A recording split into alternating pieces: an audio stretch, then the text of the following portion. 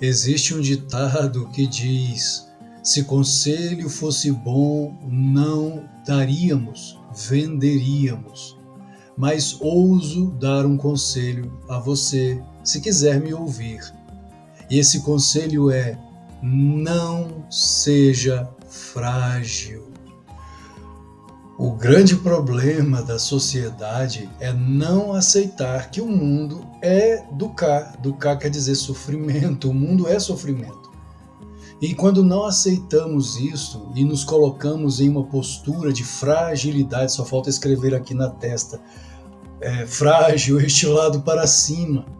Quando nos colocamos em uma postura de fragilidade frente às adversidades que são naturais, que são inerentes ao mundo, sofremos.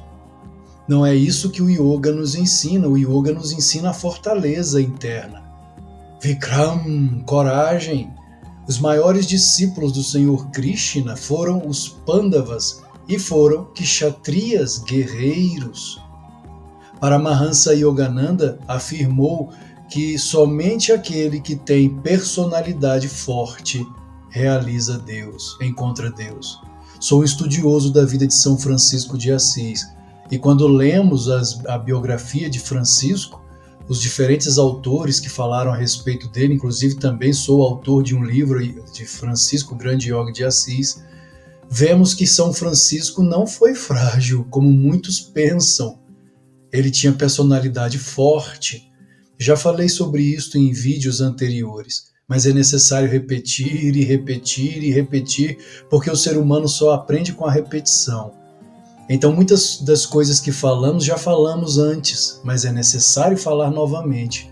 São Francisco de Assis, Chaitanya Mahaprabhu, o próprio Paramahansa Yogananda, Jesus Cristo, todos eles, Teresa de Ávila, doutora da igreja, todos eles tiveram personalidade forte.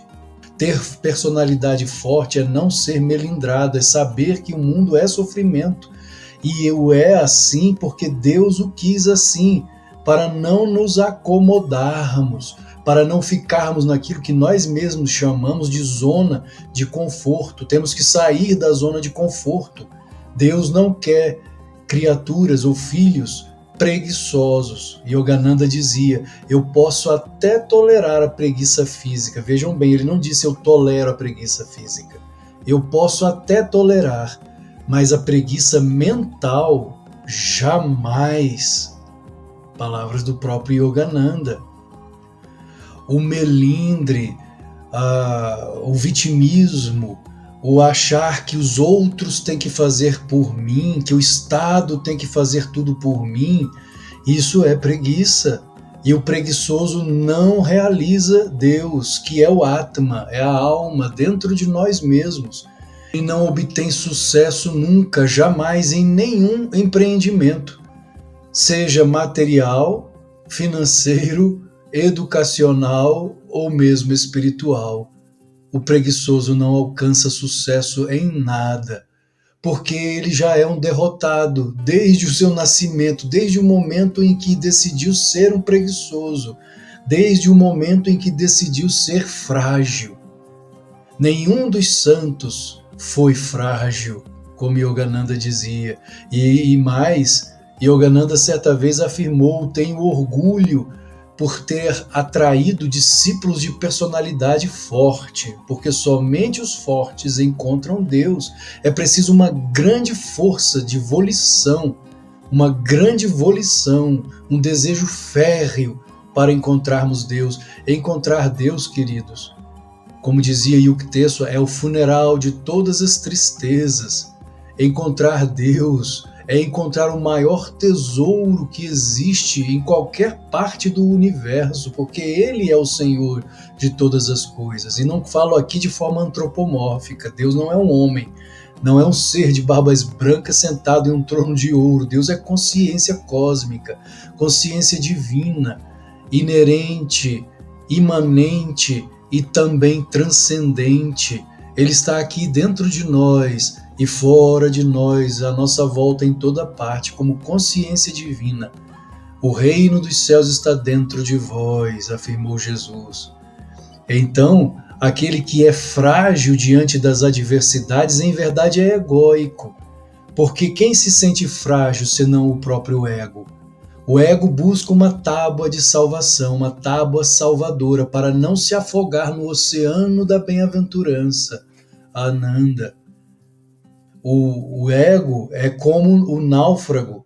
O navio afundou e para não se afogar na bem-aventurança que é Deus, que é a verdadeira moksha, a autêntica libertação, kaivalya, ele se apega a uma tábua para continuar flutuando em sua ignorância, em sua avidya e em seu asmita, em seu ego, que não quer se desapegar, raga, apego, raga, às coisas efêmeras, passageiras deste mundo. E com isto ocorre o que? Dukkha, sofrimento. O sofrimento existe porque a humanidade teima em continuar presa aos vícios, em continuar presas às limitações do corpo, valorizando muito mais o soma, o corpo, do que a alma.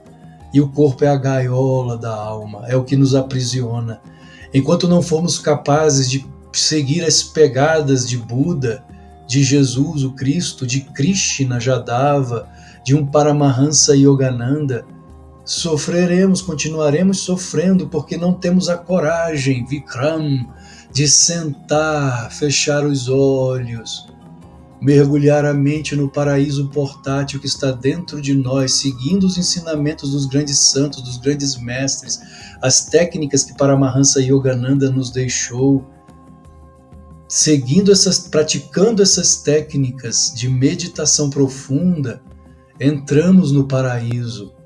Ainda que o mundo aqui fora esteja pegando fogo, dentro de nós existe um refrigério, uma paz profunda, o reino dos céus que está dentro de nós.